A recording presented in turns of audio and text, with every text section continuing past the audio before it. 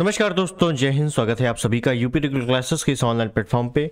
और जैसा कि आपको पता है कि अभ्यास सीरीज 2.0 चल रहा है, जिसपे हम लोग यूपी पीएससी आरओ का जो री एग्जाम होने वाला है, ठीक है ना, जिसकी डेट 27 जुलाई ऑलरेडी मिल चुकी है और जिसपे हम लोग भरपूर रिवीजन कर रहे थे कायदे से। आज हम लोग करने वाले हैं मॉडर्न हिस्ट्री। अब मॉडर्न हिस्ट्री में मैंने कहा था अब लास्ट के कुछ पार्ट बचे हुए हैं, उसको भी समाप्त करके मॉडर्न हिस्ट्री के आपके नंबर अब फिक्स हो गए हैं। ठीक है, मॉडर्न हिस्ट्री में आपको पता है लगभग 12-13 नंबर का प्रश्न आता है। इसमें 12-13 नंबर के क्वेश्चन आते हैं। अगर आपने इतना पढ़ लिया तो 10 प्लस तो आप आराम से कर ले जाओगे, ठीक है ना। बशर्ते आराम से अच्छे से आपको एक्सप्लेनेशन कवर करना है, जो भी एक्स्ट्रा फैक्ट हैं, जो भी चीज़ें हैं, और आपने पीवाईक्यू तैयार कर लिया तो इतना हो जाए, कोई बड़ी चीज़ नहीं है। ठीक है, तो चलिए शुरुआत करते हैं। आज क्लास नंबर 33 है और या तो आज मतलब इसी क्लास में या तो एक और क्लास होगी मॉडर्न हिस्ट्री समाप्त। ठीक है, फिर उसके बाद हम लोग टॉपिक वाइज जो भी इंपॉर्टेंट होगा एग्जाम के लिए वो केवल कवर करेंगे। ठीक है ना, अगर पूरा हम जीरो से कवर करेंगे अब तो अपने पास बहुत ज़्यादा टाइम नहीं है। ठीक है ना, अपना रिवीजन मोड है, तो अब हम लोग केवल और केवल मुख्य चीज़ें पढ़ेंगे। मुख्य चीज़ें क्या होती है वो मैं आपको बताऊंगा। ठीक है ना, मतलब मैं आपको कवर करवाता रहूँगा, चाहे वो पॉलिटी हो, हिस्ट्री हो, जियोग्राफी हो, मैपिंग हो, साइंस हो, कुछ भी हो। ठीक है, एनवायरनमेंट हो। तो चलिए शुरुआत करते हैं।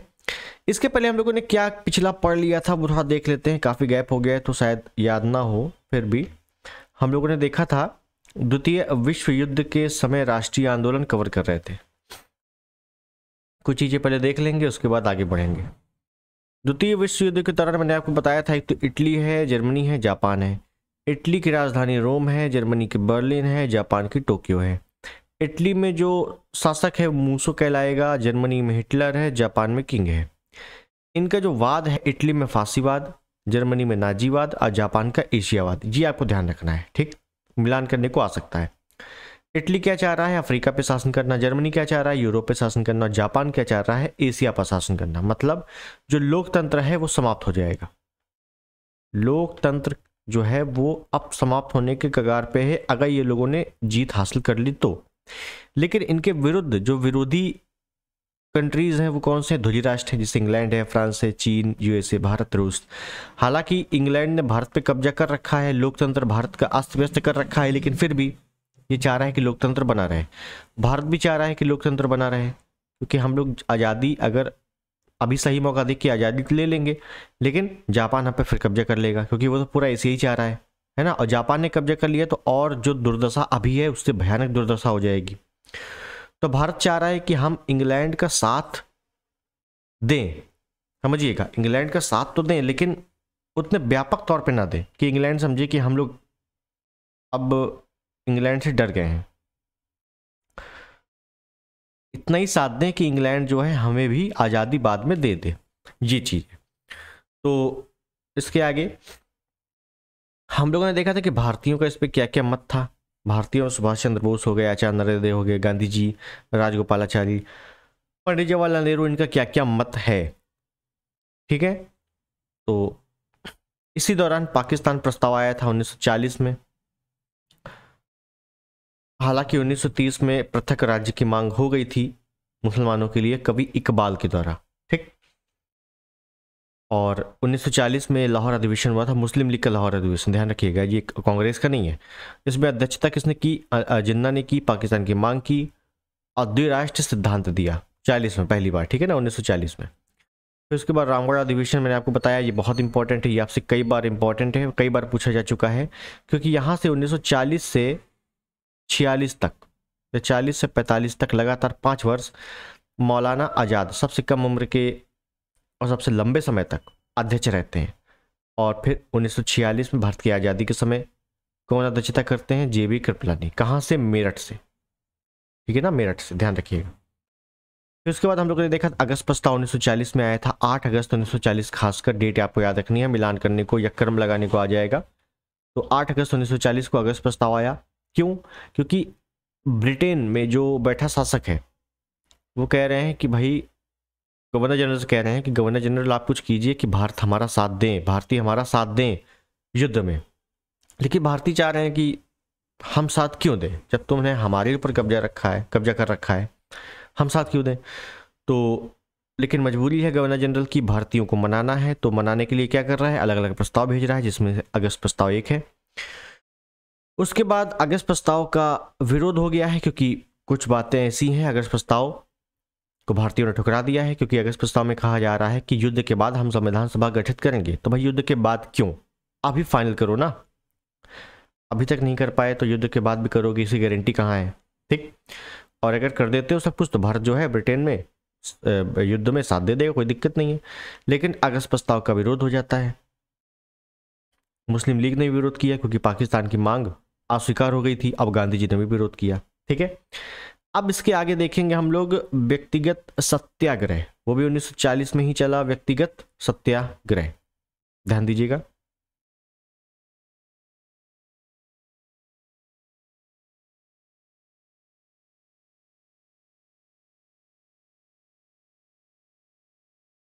व्यक्तिगत सत्याग्रह आंदोलन कब चलता है? 1940 में।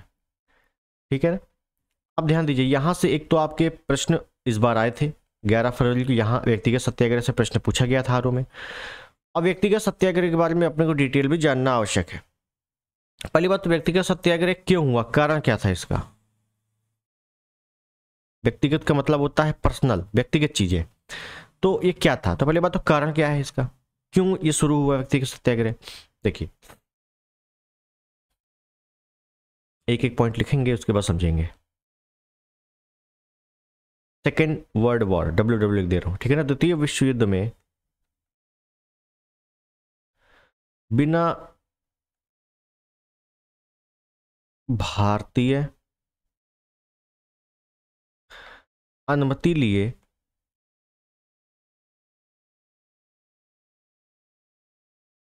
सम्मिलित किया। मतलब अंग्रेजों ने क्या किया कि जब मान नहीं रहे भारतीय, तो एक काम करते हैं, भारतीयों के बिना परमिशन से हम भारतीयों को सम्मिलित कर देते हैं। किसके विरुद्ध?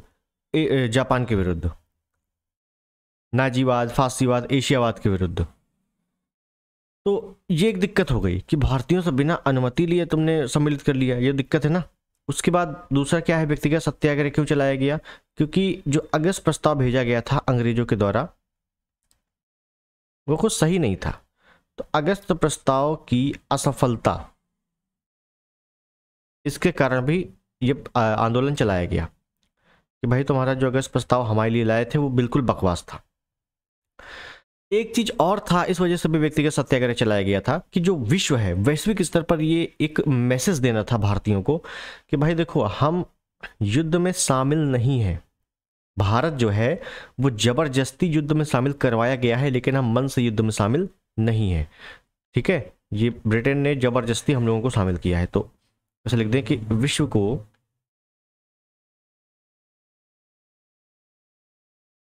बताना था कि भारत मन से युद्ध में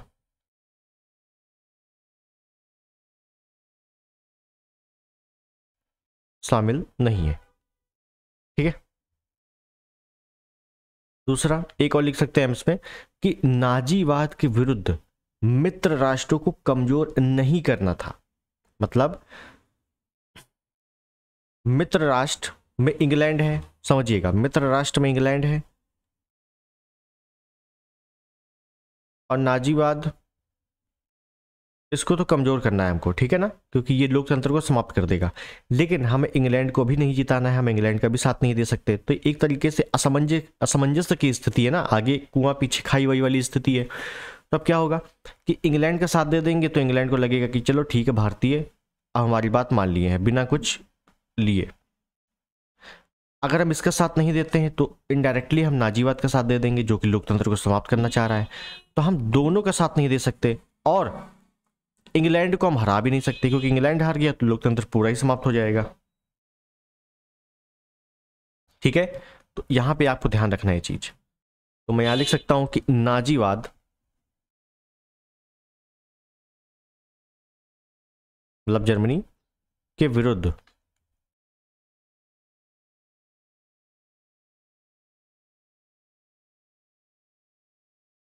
जर्मनी के विरुद्ध मित्र राष्ट्रों को कमजोर नहीं करना है। अगर हम व्यापक आंदोलन करेंगे तो इंग्लैंड जर्मनी से भी पिट रहा है और हमसे भी पिटेगा, क्योंकि इंग्लैंड अब कमजोर हो जाएगा, और जब कमजोर हो जाएगा तो भाई साहब इंग्लैंड तो हार जाएगा, लेकिन हम पे लोकतंत्र खत्म हो जाएगा। क्यों? क्योंकि जापान कब्जा कर लेगा फिर। समझ रहे हो? इस वजह से मित्र राष्ट्र को कमजोर नहीं करना है। हमें आंदोलन तो करना है इंग्लैंड के विरुद्ध कि हम तुम्हारा साथ नहीं देंगे, हमारी बातें मानो, लेकिन हम मित्र राष्ट्र को कमजोर भी नहीं करेंगे जिससे कि पूरा ही लोकतंत्र समाप्त हो जाए। ठीक, ये बात थी। तो खैर आगे बढ़ते हैं। शुरुआत कैसे होती है, शुरुआत कब हुई, किसकी शुरुआत? व्यक्तिगत सत्याग्रह की शुरुआत कब हुई? तो ये होती है 17 अक्टूबर 1940। कहाँ से होती है? तो ये होती है पवनार आश्रम। ये कहाँ पे है पवनार आश्रम? ये है महाराष्ट्र में। तो महाराष्ट्र में पवनार आश्रम है, यहाँ से व्यक्तिगत सत्याग्रह की शुरुआत होती है। और सत्याग्रही कौन है यहाँ पे भाई? तो वो देखेंगे। तो पहले देखते हैं सत्याग्रही जो भी हैं तो काम क्या है इनका, कैसे आंदोलन चलेगा अगर व्यक्तिगत है तो। ये तो बताओ भाई। आंदोलन अभी तो हम समझते थे कि क्या कहते हैं उसको, बहिष्कार होगा, सभी जितने भी सरकारी ऑफिस हैं उन पर हड़तालें होंगी, उन पर आंदोलन किया जाएगा बाहर बैठ के। लेकिन ये व्यक्तिगत सत्याग्रह था, ये थोड़ा सा अलग था। क्या अलग था समझिए। इस पे ऐसा था कि हम पहले पूर्व सूचना पुलिस को देंगे। क्या सूचना देंगे? कि आंदोलन हम कब करेंगे, समय, और कहां करेंगे, स्थान, इसकी जानकारी देंगे। सरकार की आलोचना करते हुए दिल्ली चलेंगे, तो दिल्ली चलो आंदोलन भी कहा गया। ठीक है। गिरफ्तारी देंगे। सबसे इंपॉर्टेंट बात ये थी कि हम इस पे अरेस्ट करवाएंगे अपने आप को। ज़्यादा से ज़्यादा लोग अरेस्ट होंगे ताकि इंग्लैंड को लगेगा या अंग्रेजों को लगेगा कि यार भारतीय जो है हमारा साथ नहीं दे रहे हैं। ठीक है। हम डायरेक्टली आंदोलन कर लेंगे तो बिल्कुल ही कमज़ोर हो जाएगा वो, लेकिन हम अगर गिरफ्तारी दे देंगे तो इससे ये मैसेज जाएगा कि हम इंग्लैंड का साथ नहीं दे रहे हैं बिल्कुल भी, और आंदोलन भी व्यापक तौर पे नहीं कर रहे हैं। गिरफ्तारी देंगे। और लगातार कोई भी अगर व्यक्ति है सत्याग्रह कर रहा है तब तक सत्याग्रह करता रहेगा जब तक उसको अरेस्ट ना कर लिया जाए। ठीक है। तो ये बातें थी। तो मैं लिखता हूं इसमें क्या क्या करेंगे। हम पूर्व सूचना देंगे। पूर्व सूचना पुलिस को या प्रशासन को देंगे। क्या देंगे इस पे? इस पे आंदोलन का समय और स्थान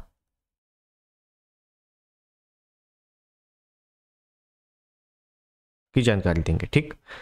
दूसरा हम इस पे क्या करेंगे कि सरकार की आलोचना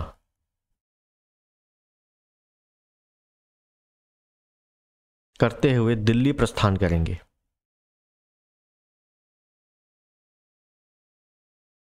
दिल्ली प्रस्थान करेंगे, इसी वजह से इसको दिल्ली चलो आंदोलन भी कहा जाता है। दिल्ली चलो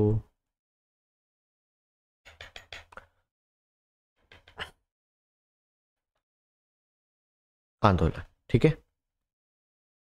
तीसरा हम इस पे गिरफ्तारी देंगे। गिरफ्तारी देना मुख्य उद्देश्य रहेगा इस पे।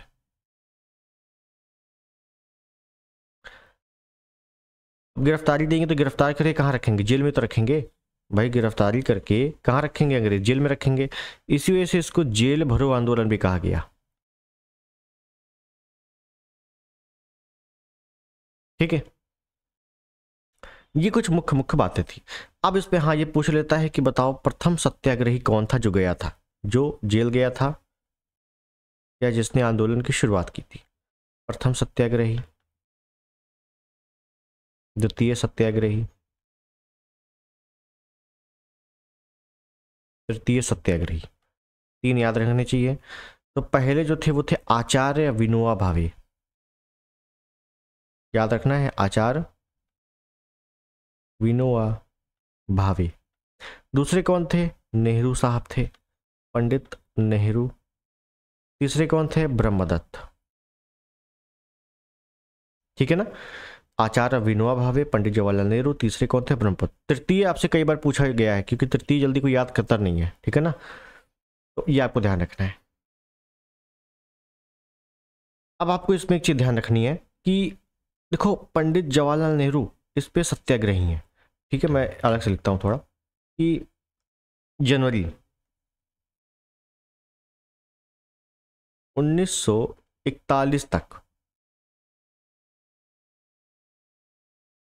25,000 प्लस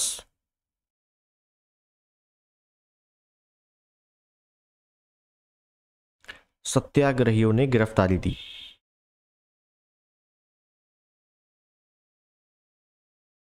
ठीक, आज जब देखो पंडित जवाहरलाल नेहरू इसमें सबसे आगे हैं। अभी तक गांधी जी क्या समझ रहे थे कि हम जो अपना उत्तराधिकारी बनाएंगे वो सी राजगोपालाचारी को बनाएंगे, लेकिन अब इन्हीं परिस्थितियों, क्या लिखेंगे,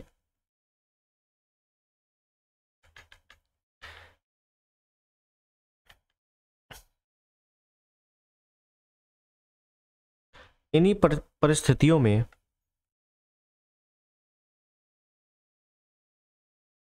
गांधी जी ने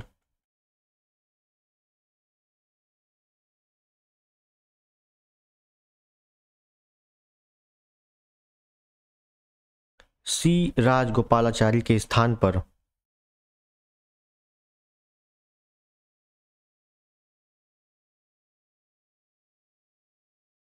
पंडित नेहरू को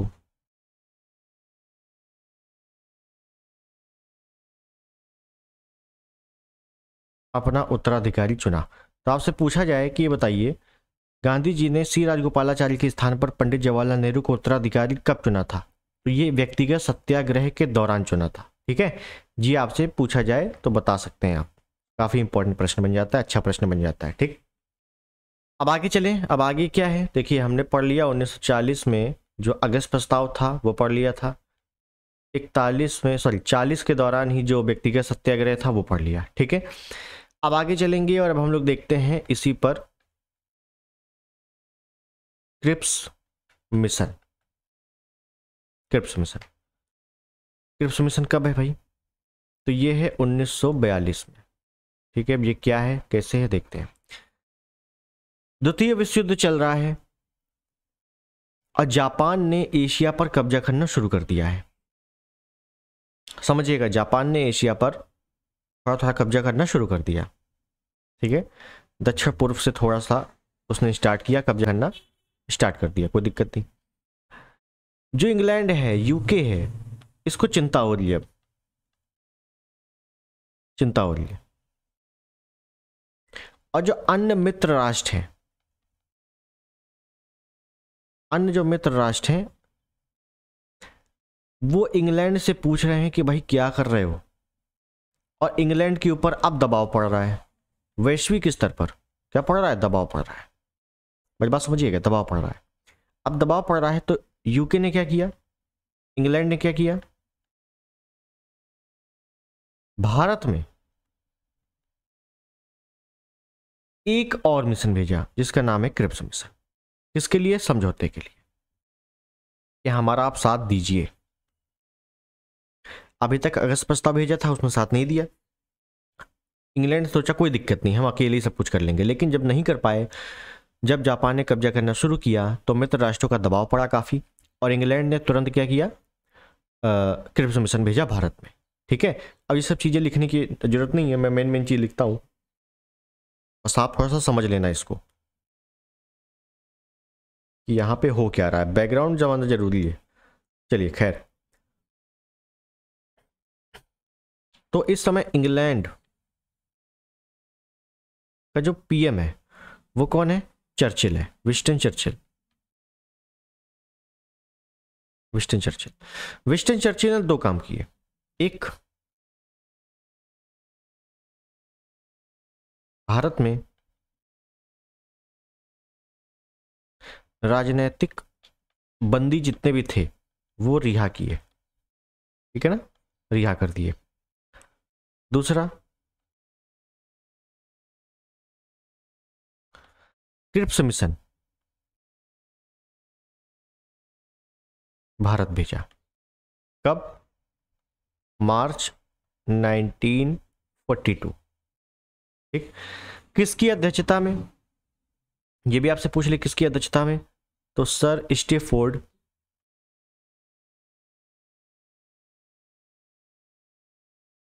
क्रिप्स के द्वारा क्रिप्स मिशन आया था मार्च 1942 में। ठीक है, नाम याद रखना है, सर स्टेफोर्ड क्रिप्स। अब क्या थे इस प्रस्ताव में? ये जो क्रिप्स मिशन आया क्या क्या था? हमने अगस्त प्रस्ताव तो देख लिया था, उस पर क्या क्या था, लेकिन अब क्रिप्स मिशन देखते हैं क्या क्या है इस पे। तो ऐसे लिख देंगे कि इस मिशन के प्रस्ताव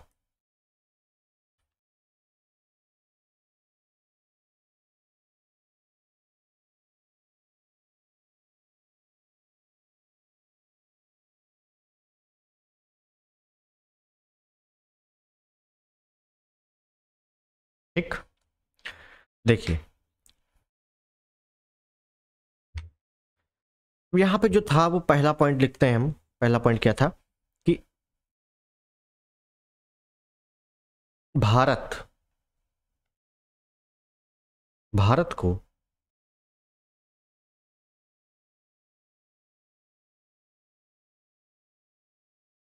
डोमिनियन स्टेट बनाएंगे।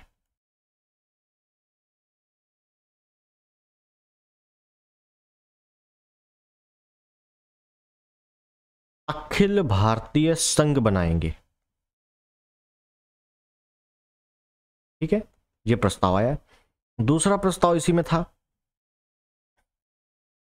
युद्ध बाद, जब द्वितीय विश्व युद्ध समाप्त हो जाएगा उसके बाद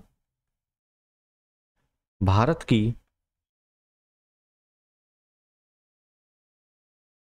निर्वाचित संविधान सभा होगी। ठीक है, युद्ध के बाद, पहले नहीं। उसके बाद इसमें यह होगा कि यदि कोई प्रांत, राज्य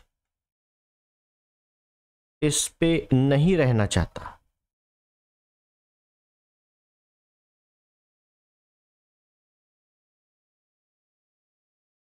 तो वह अलग संविधान बना सकता है। समझिएगा, अगर कोई प्रांत को दिक्कत है जो बनेगा ओवरऑल, तो वो अपना अलग से ही बना सकता है। चौथा,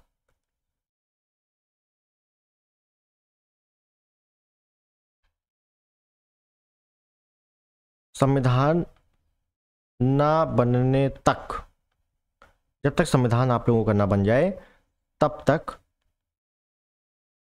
ब्रिटिश नियंत्रण रहेगा। ये चीजें आई किस पे? क्रिप्स मिशन में। भारत को डोमिनियन स्टेट बनाएंगे, तो भाई वो तो गलत हो गया क्योंकि पूर्ण स्वतंत्रता चाहिए थी अब। फिर इस युद्ध के बाद संविधान सभा होगी, तो युद्ध के बाद है, पहले कोई गारंटी नहीं है, होगी भी नहीं होगी। और यदि कोई प्रांत अलग चाहे, अलग रहना, अलग संविधान बनाना, तो बना सकता है। तो सोचो कितने संविधान बन जाते अगर ये लागू हो जाता तो, है कि नहीं? 28 राज्य हैं, 8 केंद्र शासित प्रदेश है वर्तमान में, तो कितने अलग अलग हो जाते। उस समय तो देसी रियासतें थी तमाम। ठीक है, लगभग 562 देशी रियासतें थी, तो कितने संविधान अलग अलग बन जाते अगर ये पास हो जाता तो। और जब तक संविधान नहीं बन जाता तब तक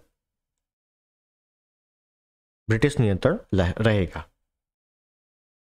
लेकिन यहां पे कहीं भी पाकिस्तान की मांग नहीं की गई है, पाकिस्तान की बात नहीं की गई है। यहां पे पृथक संविधान बना सकते हो जो भी प्रांत है, लेकिन रहेंगे सब भारत के अंदर ही। लेकिन यहां भी कहीं भी पाकिस्तान की बात नहीं की गई। जब पाकिस्तान की बात नहीं की गई तो मुस्लिम लीग ने इसका विरोध किया। तो हम यहां लिखेंगे आगे कि इस मिशन को क्या क्या कहा गया है। जैसे गांधी जी ने क्या कहा,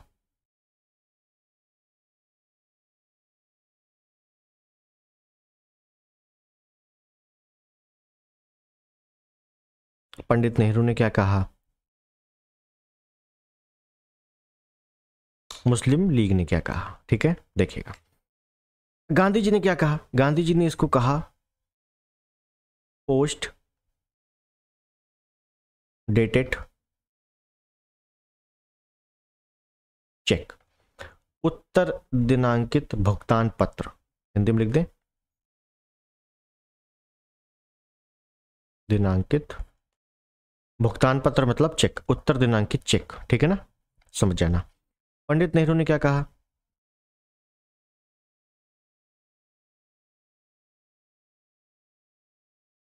दिवालिया बैंक का चेक। अब मुस्लिम लीग ने स्वीकार नहीं किया, स्वीकार नहीं किया, विरोध किया। क्यों? क्योंकि पाकिस्तान की मांग नहीं थी, ठीक है ना, बिल्कुल बेसिक सा प्रश्न बनता है यहां से। तो ये रहा क्रिप्स मिशन। अब आगे चलते हैं और आगे बात करते हैं हम लोग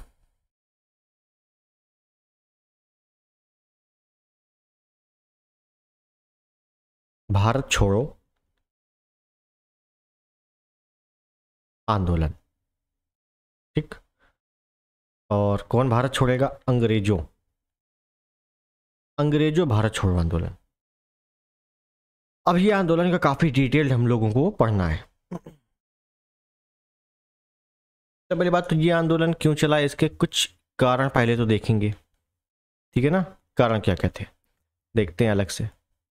भारत छोड़ो आंदोलन के कारण, तो पहला कारण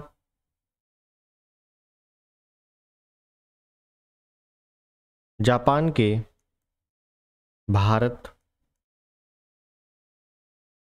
आक्रमण आशंका। दूसरा कारण इंग्लैंड की हार की संभावना। तीसरा जो भी क्रिप्स मिशन आया था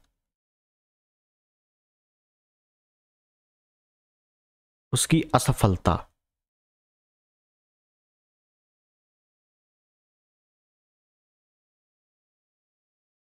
और या तो ओवरऑल मैं ये दूं कि इंग्लैंड के साथ साथ मित्र राष्ट्र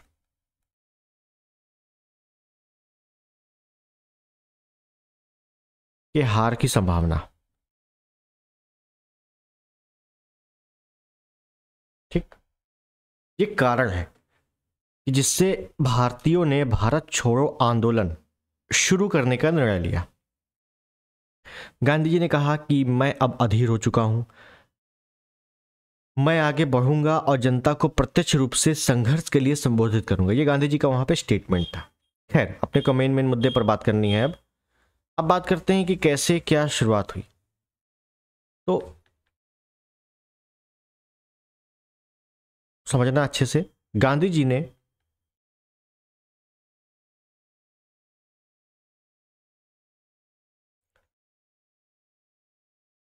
भारत छोड़ो आंदोलन का प्रस्ताव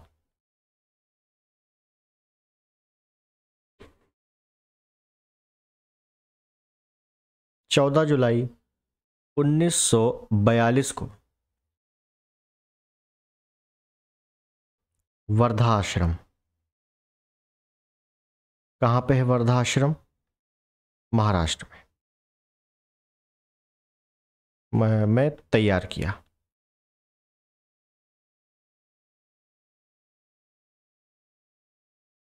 पहला पॉइंट।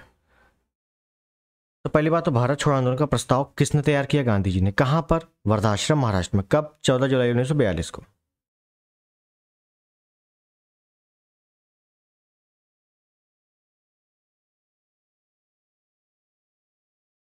भारत छोड़ो आंदोलन के प्रस्ताव को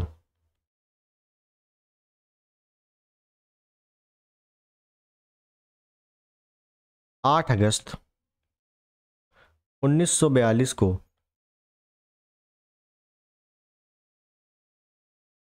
बंबई के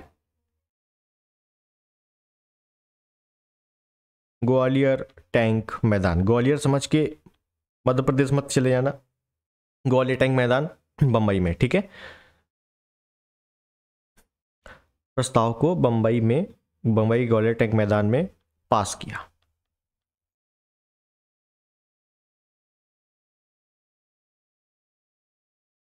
ये प्रस्ताव किसकी अध्यक्षता में और किस समिति की बैठक में पास हुआ, ये इंपॉर्टेंट है भाई। ग्वालियर टैंक मैदान में पास हुआ तो वहां किसकी बैठक चल रही थी, वहां ध्यान रखना है कि अखिल भारतीय कांग्रेस समिति की बैठक चल रही थी, उसमें पास हुआ था, जिसकी अध्यक्षता मौलाना आजाद कर रहे थे। तो मैं इसको अलग लिखूंगा कि यहां पे लिख दें ऐसे कि ये प्रस्ताव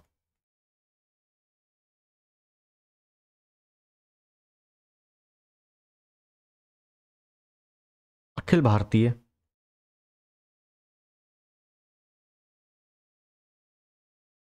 कांग्रेस समिति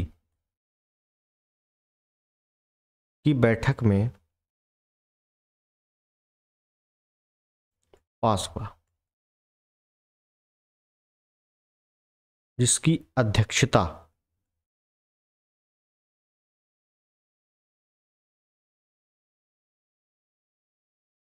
मौलाना आजाद ने की। तो मौलाना आजाद अखिल भारतीय कांग्रेस समिति की बैठक की अध्यक्षता कर रहे हैं।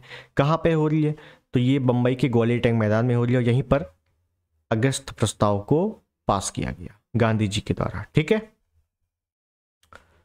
गांधी जी ने क्या कहा कि इस पे आंदोलन में हमें करना क्या है, भारत छोड़ो आंदोलन में। तो भारत छोड़ो आंदोलन में मैं ओरली बोल रहा हूँ, ज़्यादा लिखने की आवश्यकता नहीं है, कि जो भी सरकारी सेवक हैं, सरकारी नौकरी वाले हैं, सरकारी नौकर हैं, ये त्याग पत्र ना दे, ये त्याग पत्र ना दे, लेकिन सरकार में रहते हुए सरकार की आलोचना करे और कांग्रेस की भक्ति प्रकट करें। मतलब ऐसा बिहेव करें कि हम कांग्रेस की तरफ हैं, आपकी तरफ नहीं है, आप केवल तनख्वाह ले रहे हैं क्योंकि हम काम कर रहे हैं बस। जो सैनिक हैं, जो भारतीय सैनिक हैं, वो त्याग पत्र ना दें, लेकिन भारतीयों पर गोली न चलाएं, भारतीयों पर गोली न चलाएं। जो देसी रियासत के राजा महाराजा हैं, वो भारतीय राजा जनता की संप्रभुता को स्वीकार करें।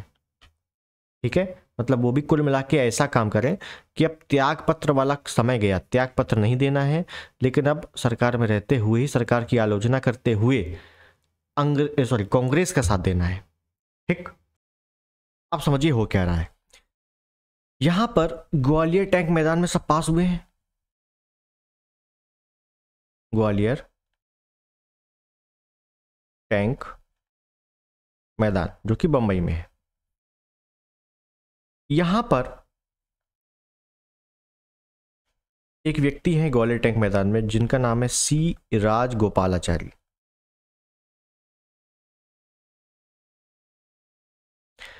जिसको गांधी जी ने अपना उत्तराधिकारी से हटा दिया है, ध्यान दीजिएगा, हटा दिया है। तो इसने दो बातें बोली, क्या?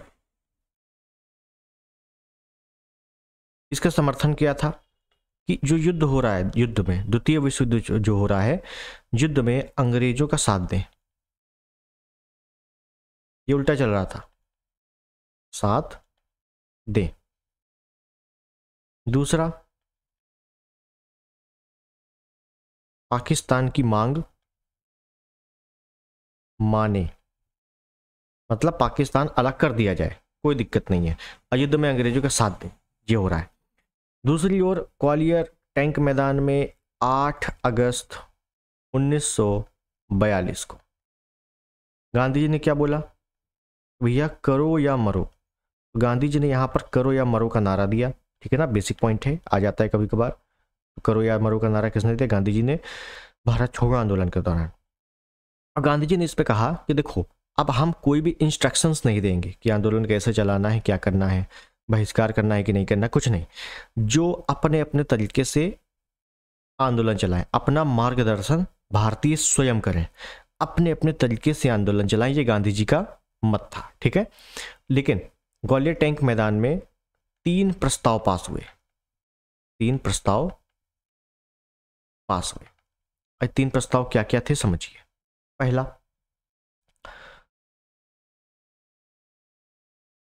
अंग्रेजों तुरंत भारत को छोड़े, पहली चीज। दूसरा, छोड़ देंगे तो भाई फांसीवाद, नाजीवाद हावी हो जाएगा हम पे, तो भाई हम खुद सामना कर लेंगे। तो मतलब भारत स्वयं फासीवाद, नाजीवाद, शक्तियों से सामना करेगा, स्वयं सामना करेगा। ठीक है ना। तीसरी पॉइंट, गांधी जी, जो भारत छोड़ो आंदोलन है, तो गांधी जी इस संघर्ष में सर्वोच्च नेता होंगे और कोई नहीं होगा।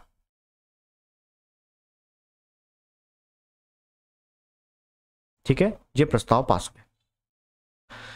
8 अगस्त 1942 को करो या मरो का नारा दे दिया गया था।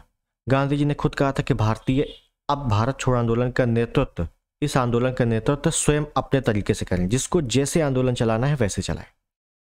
ठीक, तो चलाया गया, कोई दिक्कत नहीं, अपने अपने तरीके से चलाया। किसी ने ट्रेनें रोकी, किसी ने जला दिया, कुछ भी किया, अपने अपने तरीके से किया।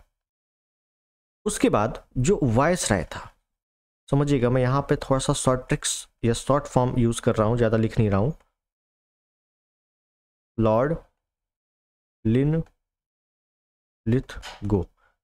कई बार यही एग्जाम में आ चुका है कि भारत छोड़ो आंदोलन के दौरान गवर्नर जनरल कौन था, वायसराय कौन था, तो लॉर्ड लिनलिथगो था। Very important. ठीक है ना। इस पे क्या किया, दमन किया,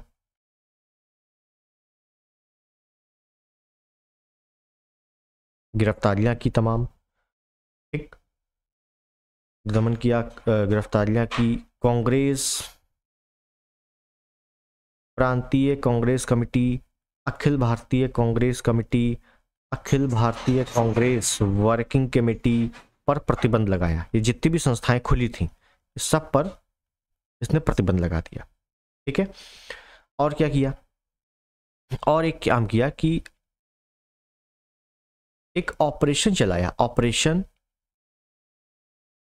zero hour. Operation zero hour, zero hour का मतलब है कि ज़्यादा डिटेल नहीं चलेंगे, आप जब रात को 12 बजे आप देखिए, रात को जैसे ही 12 बजते हैं तो ये होता है, ये टाइम बजता है रात को 12 बजे। आप कभी भी घड़ी देखिए, मोबाइल में आप देखोगे तो जैसे ही 11:59 होंगे, तो जो 1 मिनट होगा ना, वो इस प्रकार से चलेगा, इस प्रकार से। ये तो भैया इसी टाइम, रात को 12 बजे इसी टाइम PM पर इसी टाइम शुरू किया गया था, इसी वजह से इसको नाम दिया गया ऑपरेशन जीरो आवर। ठीक है। तो कब शुरू हुआ ऑपरेशन जीरो आवर, ठीक अगले दिन 9 अगस्त 1942 को। तो क्या हुआ 9 अगस्त 1942 को, सभी कांग्रेस नेता, सभी कांग्रेसी नेता या कार्यकर्ता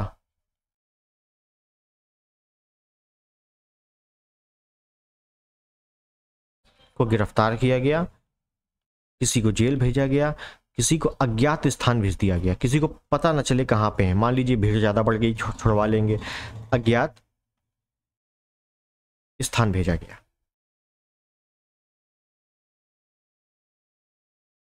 अब आपसे पूछा, ये बताओ भारत छोड़ो आंदोलन का स्वरूप क्या है। निम्नलिखित में से भारत छोड़ो आंदोलन का स्वरूप था। अब कैसा था, तो ध्यान दीजिएगा, मैं कुछ नाम लिखूं, जैसे स्वतः स्फूर्त आंदोलन, इसको कहा जाता था। क्या, स्वतः स्फूर्त आंदोलन, क्योंकि गांधी जी ने कहा था कि जिसको जैसे चलाना वैसे चलाए, कोई इंस्ट्रक्शंस नहीं है, कोई नेतृत्व करता नहीं है, नेतृत्व विहीन आंदोलन, कोई नेतृत्व करता नहीं है। ठीक है। और अगस्त क्रांति इसको कही गई। ठीक है ना, भारत छोड़ो आंदोलन को अगस्त क्रांति कही गई। ध्यान दीजिएगा, अगस्त प्रस्ताव अलग है, क्रांति अलग है। अनियोजित आंदोलन, कोई नियोजन नहीं था इसका, कोई प्री प्लान नहीं था, जिसको जैसा आंदोलन करना है, बहिष्कार करना है, कर दे। अनियोजित आंदोलन था इसका स्वरूप। ठीक है। और दूसरी चीज, युवाओं की सबसे बड़ी भागीदारी थी, युवाओं की, जैसे मैंने आपको बताया था, असहयोग आंदोलन में महिलाओं की सबसे बड़ी भागीदारी थी। सॉरी, सविनय अवज्ञा आंदोलन, 1930 में जो सविनय अवज्ञा चला था, सविनय, इस पे महिलाओं की सबसे बड़ी भागीदारी थी। और जो 1942 का भारत छोड़ो आंदोलन है, इस पे युवाओं की सबसे बड़ी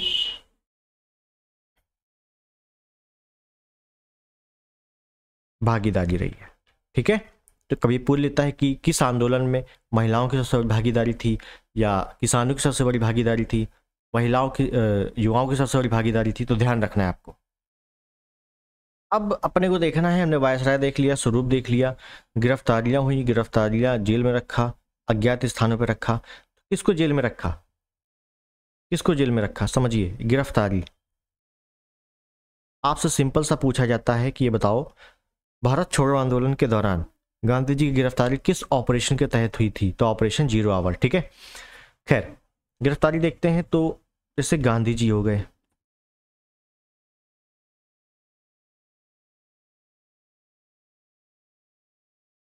कस्तूरबा गांधी हो गई, निजी सचिव महादेव देसाई हो गए, एक एक नाम इंपॉर्टेंट है, और सरोजिनी नायडू।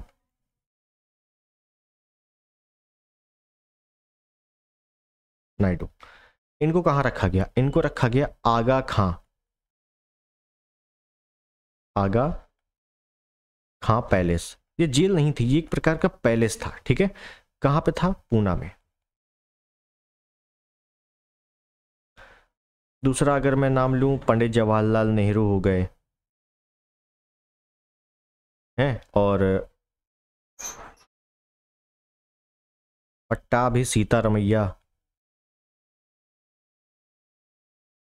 JB कृपलानी,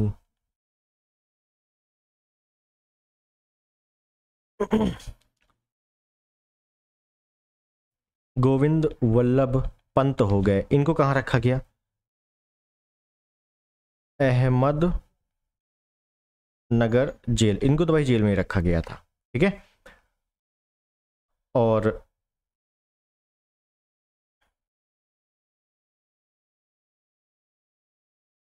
राजेंद्र प्रसाद और जयप्रकाश नारायण,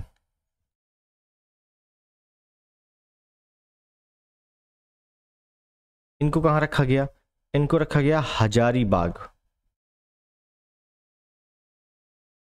हजारीबाग सेंट्रल जेल। ठीक, उसके बाद अलग अलग तरीके से आंदोलन चलाए, भूमिगत आंदोलन चलाए। ठीक है ना, और मेन मैं लेता हूं थोड़ा सा इंपॉर्टेंट जो पूछा जाता है कि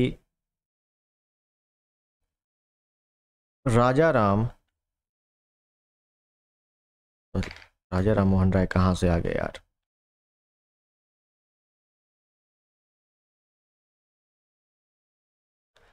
राम मनोहर लोहिया, और सबसे इंपॉर्टेंट नाम है ऊषा मेहता, बहुत बार आता है जो, राम मनोहर लोहिया, ऊषा मेहता ने भूमिगत रेडियो स्टेशन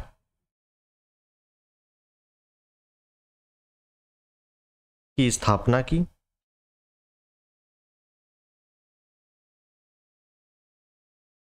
रेडियो के माध्यम से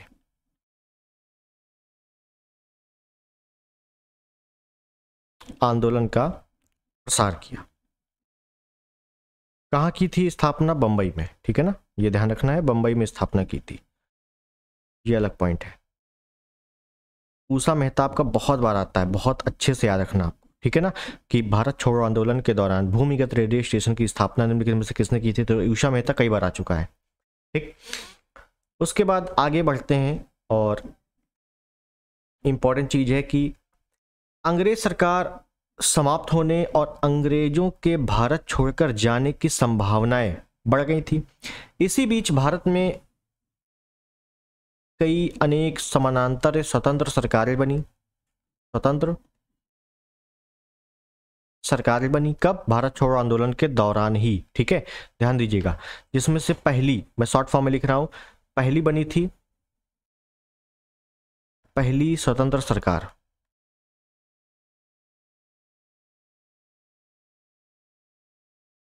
किसने बनाई थी?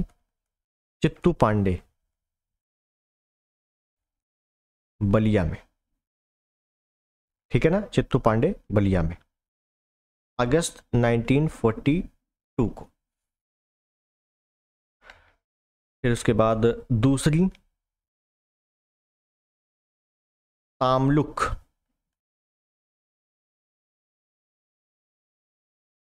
मिदनापुर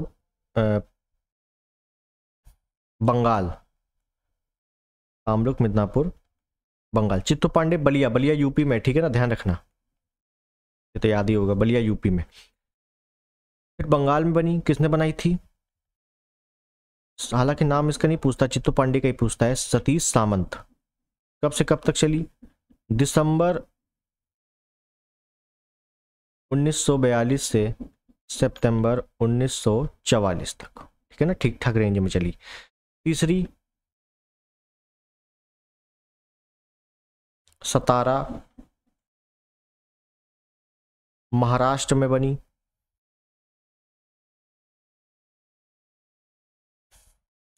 किसने बनाई थी? वाई.वी. चौहान, नाना पाटिल, जो कि दिसंबर 1945 तक।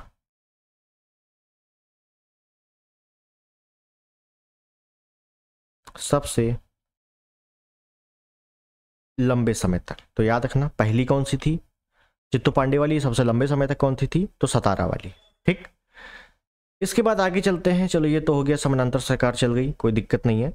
अब आते हैं वापस आगा खां पैलेस।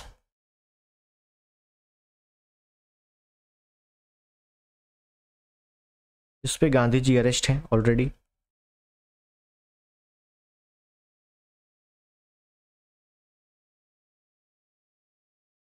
और महादेव देसाई अरेस्ट है, और इन्हीं की वाइफ कस्तूरबा गांधी अरेस्ट है। महादेव देसाई की हो जाती है मृत्यु, कब? 1942 को ही मृत्यु हो जाती है। और इनकी हो जाती है मृत्यु कब? 1944 को, ठीक। और कौन कौन बचा? गांधी जी और सरोजनी नायडू।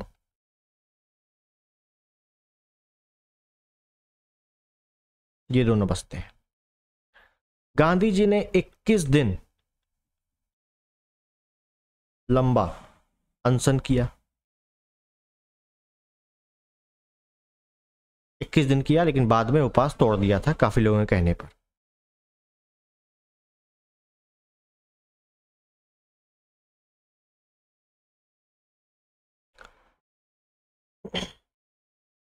एक पॉइंट यहां याद रखना है कि लिन लिथगो, जो लॉर्ड लिन लिथगो था वायसराय, लिन लिथगो की जो कार्यकारिणी थी, ये 3 भारतीय सदस्यों ने त्यागपत्र दिया। क्यों? अंग्रेजों के विरोध में। कौन कौन थे? नाम याद रखना है आपको, क्योंकि अलग अलग वायसराय की अलग अलग कार्यकारिणी के सदस्य पूछ लिए जाते हैं। एमएस अने, एनआर सरकार,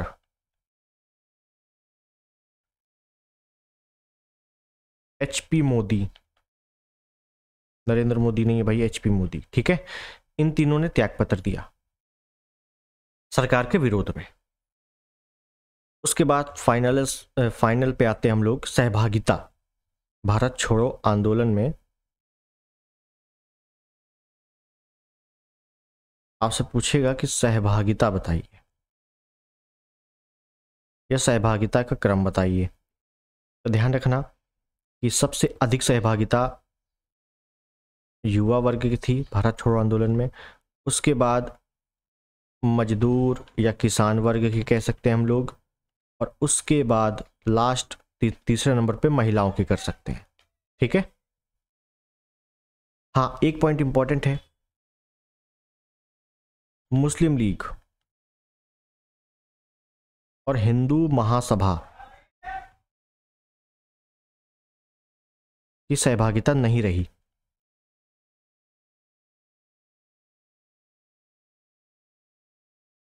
सहभागिता नहीं रही थी, ये ध्यान रखना है, ठीक है। और लास्ट में मैं एक पॉइंट इसमें बोलना ही चाहूंगा कि सरकार का दमन इतना भयानक था इसमें कि पूर्ण दमन का सहारा लिया था।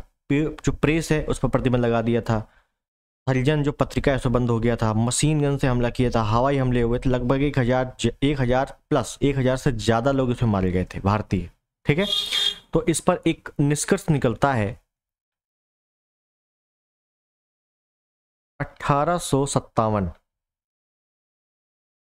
के बाद सबसे बड़ा भारतीय संघर्ष यही था। कौन सा? 1942 का भारत छोड़ो आंदोलन, ठीक है। और यहीं पर एक पॉइंट लिख लेना है कि 23 मार्च 1943 को मुस्लिम लीग ने पाकिस्तान, भाई उनको तो पाकिस्तान चाहिए, पाकिस्तान दिवस मनाया। पूछ लेता है कि 23 मार्च 1943 को पाकिस्तान दिवस मनाया गया, ठीक है। तो हालांकि ये सब क्रम लगाने को आता है कि पाकिस्तान दिवस, फिर उसके बाद कृष्ण मिशन पे ऐसे 4 दे देगा, तो पाकिस्तान दिवस ध्यान रखना है 23 मार्च 1943 को मनाया गया था, ठीक है। अब हमको देखना है इसके बाद क्या देखना है,